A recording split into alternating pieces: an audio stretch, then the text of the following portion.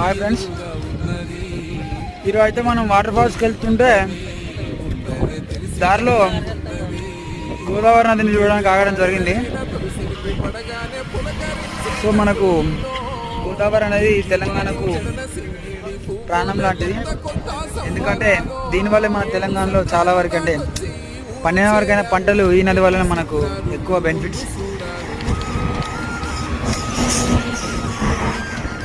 నిన్న పడిన వర్షాల వల్ల గోదావరి చాలా ఉధృతంగా ప్రవహిస్తుంది. దీన్ని మనం దక్షిణ గంగా కూడా పిలుస్తాము. కుల్ఫీ ఐస్ క్రీమ్ వీడియో కొనిచ్చిండు, ఫ్రీయే మనకు. బండి ఆఫ్ చేయలేదు. మనీ ఎంత బ్రో ఐస్ క్రీమ్ బ్రో?